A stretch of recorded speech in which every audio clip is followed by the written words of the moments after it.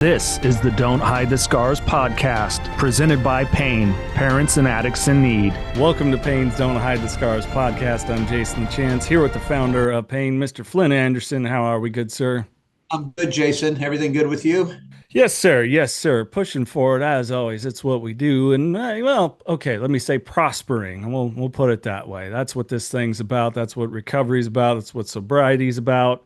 So that's what we're going to dig into is we want to talk about solution around this thing. We bring a lot of awareness, but it's about digging into that solution and the greater possibility, because that's what we want for people. We want not just a restored life. We want a life that a place to prosper and like feel that sense of purpose and know that sense of purpose and see the fruits of labor and so on. I could go on with platitudes all day, so I'm going to turn it over to you.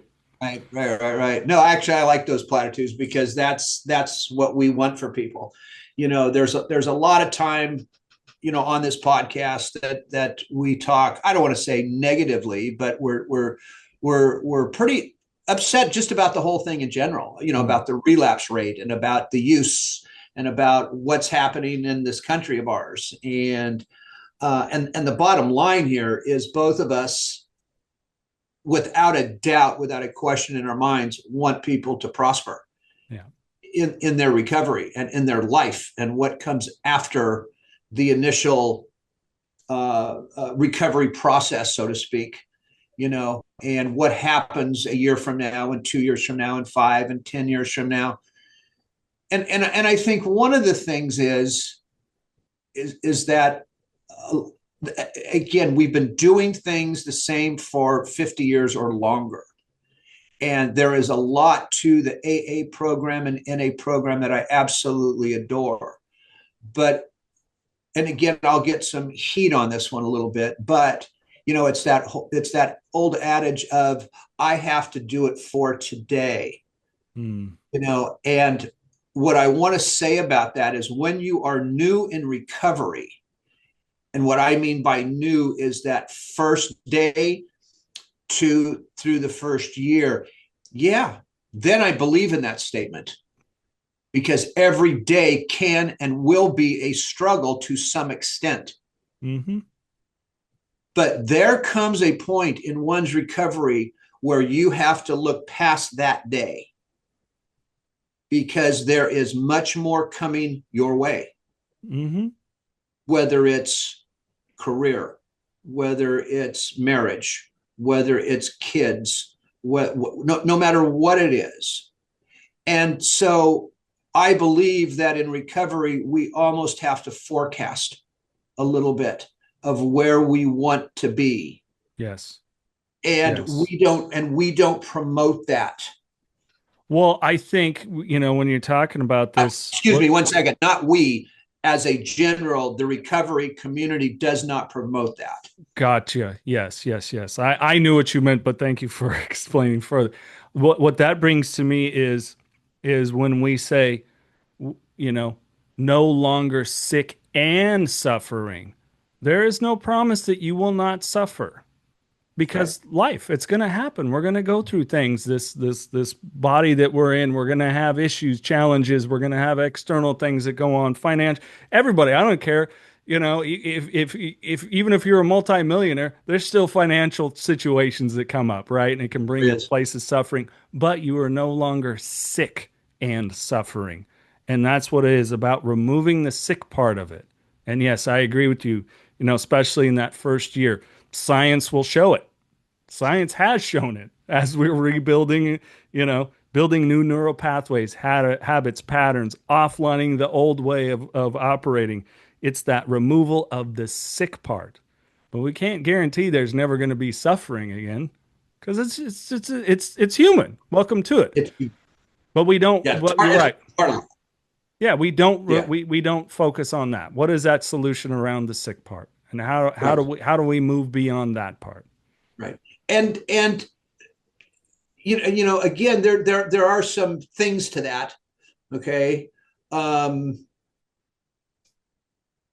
example would be, but I don't know. I just think that that has to come at a certain point in time in everybody's recovery. Mm. But when you continue to go to the meetings, which again is a good thing, I'm not saying they are not, but in that meeting there has to be what you say, positivity. All right, there has to be that.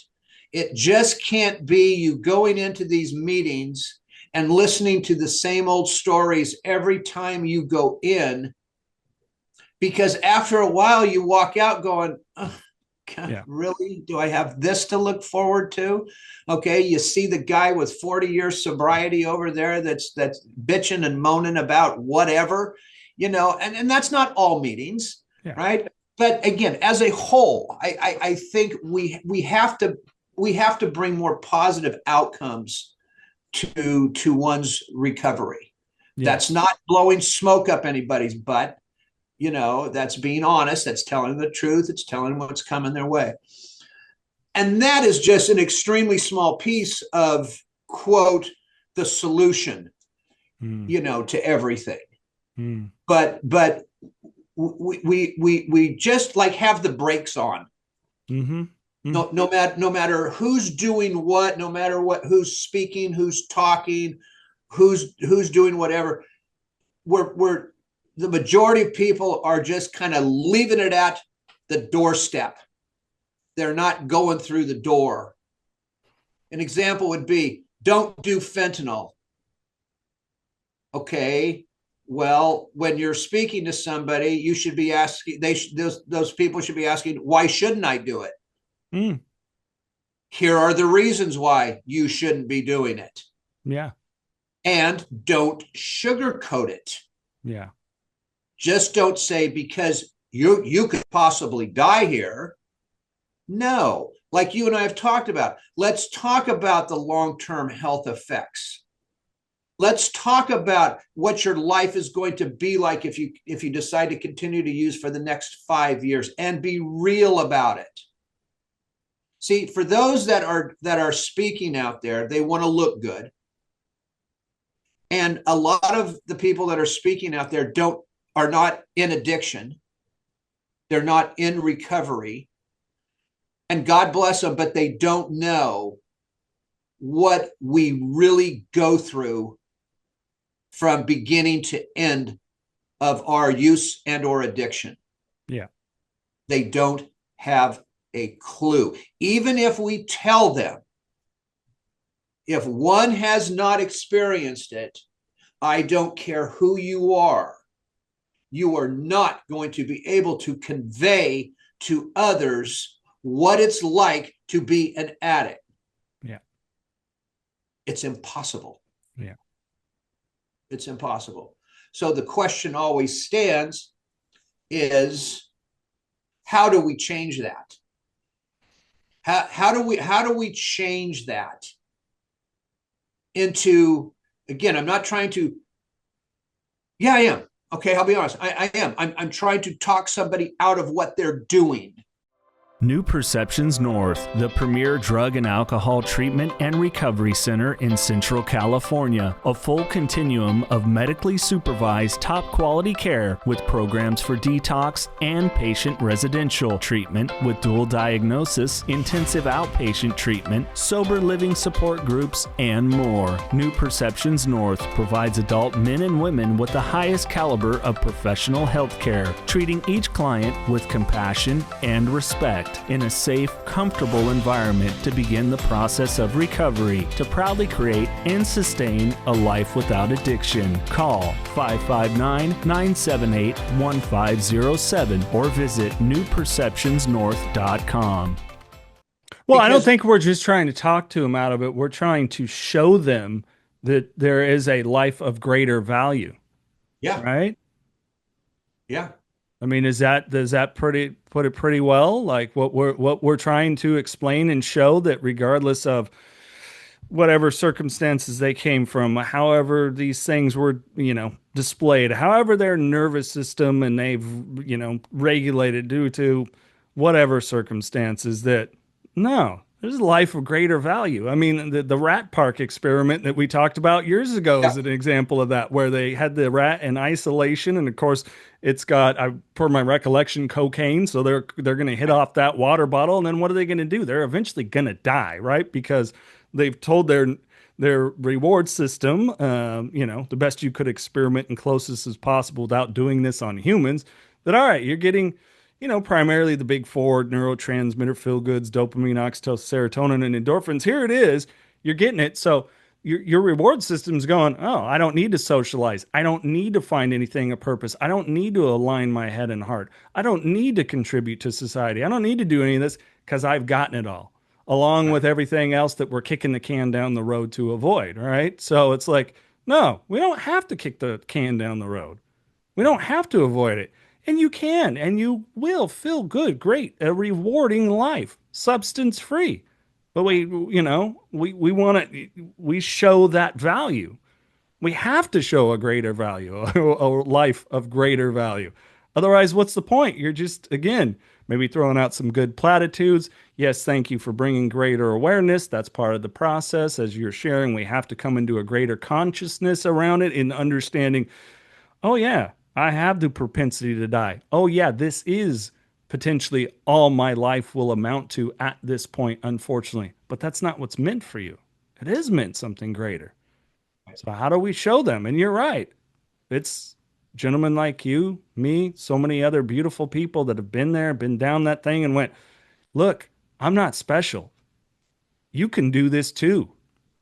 I am special because I'm the only me that'll ever exist. You're the only you that'll ever exist. So is that suffering individual. But we're not special in our addiction. Like, well, welcome to the club. Oh, Right. So I think I'm explaining myself good.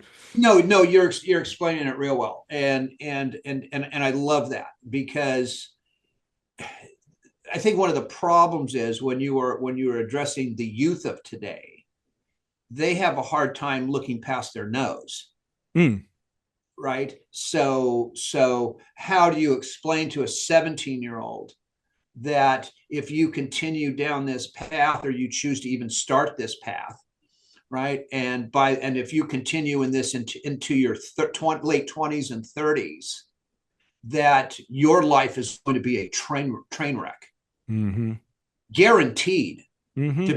to be a train wreck, you know. And I think we mentioned it last time. It's because not only did we live it, but we've seen it over and over and over and over again. But the question remains is how do you get that across to that 17-year-old, that 16, 15, 16, 17-year-old that's sitting there? By the way, they listen. All Mm-hmm. right. They listen. What 16, 17, and 15, 16, 17-year-olds want to listen to is they want to listen to, by the way, the true horror stories, Yeah. because that somehow has an effect on them. But today our school districts are saying, no, okay, you can't, you got to tone it down. You got to do this, you got to do that. Well, it's Right. the same reason there's a fascination around like crime podcasts and things that, right? You get the evidence of danger that is there. And when we share our stories, especially those of us that had some gnarly occurrences, which is a many, we're just telling the truth. We're telling the truth. Like all of this is available to you. I'm going to tell you now, the handcuffs, the jail time, the ankle monitor, the law issues, the fines, the injuries, the broken relationships. What else can we throw in there? Being spiritually broken, morally bankrupt. Like they're not just saying Car they're repossession. I mean, all of it comes into play. yeah. What else do you want to follow in? I mean, we've known people too that due to the drugs that I always like drug of choice. It's always kind of ironic, like we had a big choice per se, which we did initially, of course, have a choice when we picked something up, but like we've seen people that they are have gotten a disease that way that is not going to go away. It's evident, it's real. The Charlie Sheen documentary just came out. I had spoken to him personally in the past, and so these all of these things are available to you if you keep going. If you That's keep it. right, right, and it always amazes me too, about the parents that look, all these parents, they know somebody that's been down this road. I guarantee it. But yet they're not passing it on to their children. You Mm. know, it's which really really upsets me. You know, Right. I mean, it really does upset me because look, I swore I wasn't going to bring this up, but I am. I think we said it last time, but this country's in a mess right now. We are in a total mess, beyond messy, Mm. and and there are people out there that are willing to help, willing to put their asses on the line, say what needs to be said. And now, of course, you know, lives are being taken. It's like today's 9/11, Yeah. you know, and this morning I post it once a year on 9/11 for those that remember Todd Beamer on Flight 93, who simply said to his fellow passengers, "Are you guys ready? Let's roll." Mm-hmm.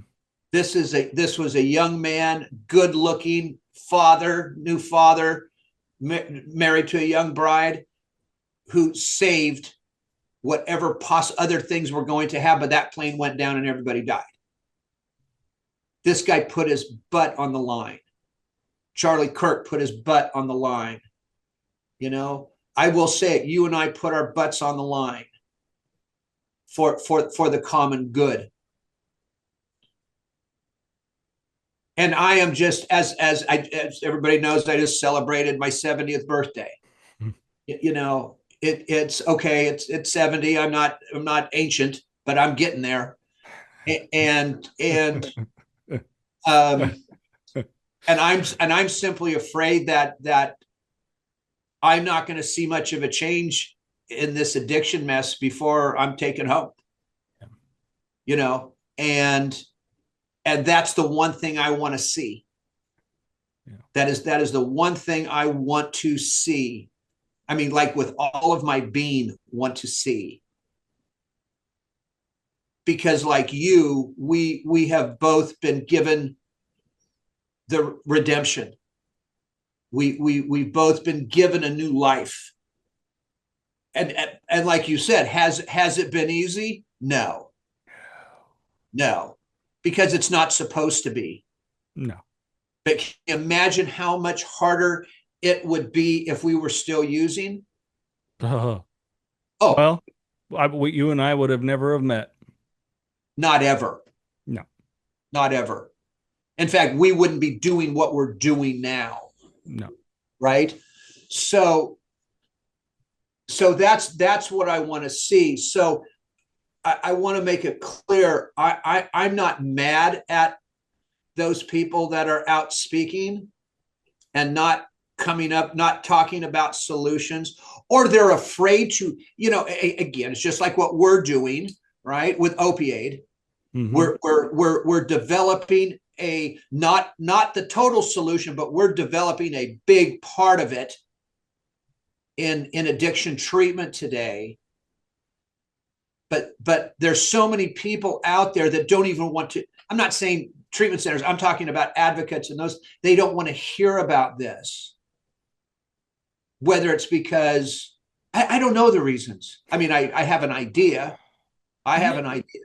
Well, and I think it's that ability, and one of the things I do appreciate in all the conversations we've been able to ever have around what is actually going to make a greater impact for the individual, the family, you know, and that exploration of solutions is just that. Like yes, for many it worked in this way, but it's not necessarily going to work for everybody, because if it did, we wouldn't have the rates of return, relapse to insert substance here. Like, you know, we've got to build a better mousetrap, We and are. we have to continue to refine it. And no offense to anyone that, like you said near the top, that has not experienced this, but if you're trying to do it without us, you don't even understand how to catch a mouse. Right. So you're starting from ground zero, like, and you're just never going to have the tools, so to speak, in that a greater understanding of it and what it is. So it's, it to me, that's that disheartening thing where it's like, yeah, I get you're wanting to help, and I commend you for that. But you also got to understand you can't do it on an island unto yourself. And That is right. and if it's simply about saving face, do us a favor, pick somewhere else because Right. these are people's lives Right. and we're losing them. We've lost how many across the country in the time that we hit the record button. Right. Right. I mean, I wouldn't even be able to count it probably. I mean, Yeah. it's that prevalent today. And, these folks that are, like I said, I'm not mad at them. I'm shocked a little bit. Um, because what a lot of them are doing, they're just hearing themselves talk. Hmm. They're just hearing themselves talk. I don't think, just like you said, I don't think, or I don't think that the solution piece of this is even in their wheelhouse. It's because they want to look good and they want people to feel bad for them, and or they want people to go, wow, these people really know what they're talking about, when in fact they only have bits and pieces that they know what they're talking about. Mm-hmm. They don't have the full concept of what this is and what it takes. Just like when Dino Meliodas came to me with the opioid watch, my first reaction, you were there. Yeah. My first reaction, I have to admit, was, that's nice. Mm-hmm. Then I thought about it, and my second reaction was, wow, this might be what I've been looking for all of these years. The third reaction was, this is exactly what I've been looking forward for all these years. Explain why.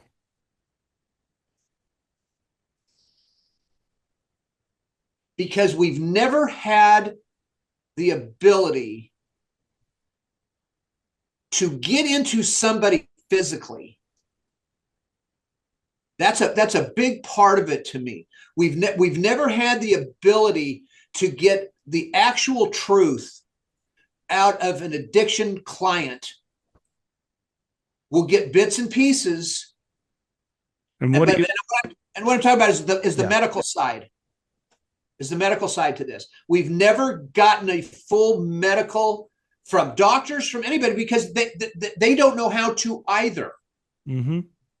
You can't give an addict an MRI and expect to know everything what's going on physically with that client from an MRI or an X-ray. Mm-hmm. You have to have that piece that is, again, scientifically, for the lack of a better word, showing us what's going on inside of that body of that person. Sleep, anxiety, depression, relapse possibilities, all of those things. Now we can see it. How in the world do you not think that that's a wonderful thing? Yeah. It is. Yeah. So to clarify around that opiate, maybe if no one's, if someone's listening, haven't heard us talk, wearable device becoming way more and more popular, and the data that it takes in and the way that it processes it through AI technology, giving constant updates to the medical professional. And as I've shared here before, when I went to my doctor, I had all the blood work, liver looks great, kidneys look great. Wow, what a blessing. I didn't do too much. I didn't do any damage from my drinking. I'm so fortunate. Yeah, but on this questionnaire here, you clearly have an anxiety disorder. What the hell are you talking about? Right. What do you mean I have an anxiety disorder? Well, this feeling and this, and I answered as honestly as I knew how to, but Right. I didn't know what one was. I thought it was just something that I heard about, and I thought, I thought it was in the same realm of a panic attack or It was whatever else it normal is. for you. It was Yeah, normal for you. exactly, exactly. So I didn't know how to communicate it. I didn't know how to communicate it at all. And had I have had, be able to if I was in an inpatient and a doctor sit there and monitor it, it's like, hey, Mr. LaChance, we're seeing here that through these different vitals, we're seeing something this is very clearly when there's an anxiety spike. What were you feeling at this time? How can we communicate it? So that ability to do that to help someone realize, oh, this isn't the way it is. This isn't quote unquote normal. Like Right. there is something greater going on here, physically, mentally, emotionally, whatever it is that's leading to it. Great. Now we can dissect that and start to get it down to the why. What's going on there? Right. And again, today I'm not going to get into the what we've done in the past and all that sort of stuff in recovery, because now it's I'm thrilled that we're moving forward in this, and we are signing a contract with a huge organization that is in 32 counties here in the state of California. We do it next Thursday, and it's going to make a huge difference in the treatment side for substance use disorder. And it's going to take, but here's the other thing. We think we think it's going to take us probably longer to get it into the county run facilities Mm, because of the red tape mm, that we are going to have to go through with this. Counties are always in favor of going, sure, we'll take it. In fact, we'll even pay for it. But you know what? We're going to put it on this back shelf over here for a while, and it may sit there for 3 years right. before it even gets into use, as opposed to the private treatment facilities, that can go, dude, we want it now. We're going to start, and once we get acclimated to it, boom. And so that people understand, these they're not just vital signs. These are your medical biometrics that are being sent every 5 minutes to the doctor, to your staff at the treatment facility, whether it's detox, inpatient, or outpatient. So every 5 minutes, that apparatus, that watch is sending your information to those medical professionals that now can change medicines in seconds and minutes instead of hours and days and or possibly weeks. Mm-hmm. It lets us know when somebody is in a relapse mode. This thing has so many different abilities to it. It's not even funny. This isn't one of those things where it tells you how many potato chips you've eaten or how many steps you've taken in one day. No, nobody else goes to a doctor. No, none of this other information goes somewhere. I mean, it does go somewhere, but it doesn't go to the physician, that your private physician. Now, with Senator Kennedy and Mark Shapiro and some of these other gentlemen, yeah, we're all seeing that this is going to probably be a possibility for every American in the next 5 to 10 years. So that's why we're getting on the jump on this thing now. So, and my thought, or my wish in a lot of this is for people to get on board Mm-hmm. with it. Because like you and I have talked about in the past, you and I both think that a lot of this awareness piece and a lot of this yakking that everybody's doing, people don't want to hear it anymore Yeah, it becomes because parroted. it's negative. Yeah, it becomes parroted. repetitive, nothing new coming in, and that negative aspect for sure, because it doesn't open up that mind of here's all the possibilities, right? I mean, that's what it is. It's when we can get someone to really just understand the greater benefit of the possibility of life, let alone to start seeing it and feeling, the results. Yeah, it's hard to do. And if you just stick them like you said, and again, I'm not knocking on any 12-step program, save my life, help me, but I also did need a bit of a different way. I quickly knew that I needed mentors that could present to me all the possibilities because they had done it, found them, embraced them, went on to live what I call a purpose-filled and successful life. And I don't just mean financially, although, hey, many of them that too, and power to you. Everyone has the ability to go out and earn a really great living for sure. Right. Yeah. There's just so much hope here now, at least for me. There's a great deal of hope. We've been preaching hope for 16 years, and it's here. And now it's like I'm so excited about it that I just want to yell it from the mountaintop. And when I see some of these other people out there still doing the same stuff, it's like, come on, man, get on board here. Okay. Get on board. Now for those folks that have lost a child to this, I'm sorry, and I'm sorry your child will never have that possibility, but this is now a good thing. And it because I want those people that lost a child to understand this is tough. That their child, let's hope that their child, their loss, is going to save somebody else. Yeah. Because people, I'll say it, people like us and Dino and our folks at Opioid have been thinking for years. We've used everything and everybody as a backdrop to create something new so it doesn't happen to the next person.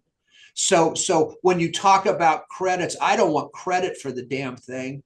Okay. I'd rather have the list of the people that passed away that we couldn't get to be the credit, for it. But we still have to have all those people on board. And it is going to take the young guys like you, the younger generation, to take this and to run with it even more. Okay. Because, I think I said it like last week, it's like the iPhone 16, right? It's not the iPhone 1. Okay. Look how far that came from the 1 to the 16 now. Yeah. Look how far our opioid product is going to be in 16 years from now. I don't even have the imagination for that. I'm not a lab guy in a white coat. I mean, but think about the possibilities of what that's going to do. But so folks understand we're not curing somebody's addiction here. We are helping the treatment center do a better job by 90%. Mm-hmm. Mm-hmm. We're allowing the doctor to do a better job by 90%. You always have to throw in a 10% for error somewhere. That's just smart. Yeah. Nothing's 100%. Yeah. Right? Yeah. But now, like I said earlier, there is hope here. But I just pray, I really do, that the government gets on board with this and that these county-run programs, I'll say it, they invest in something like this instead of just taking the money that is given to them and and just given to them, and that money, nobody knows where it's going. Right. Let's know where the money is going and what it's for, because nowhere can we even find out. Yeah. Yeah. We need to do a better job of increasing the resources, not the I don't know, not the budget towards other things. I don't know how else to put it. No, that's the best way to put it. And I'm not saying that it's all going towards other people's incomes, Yeah. right?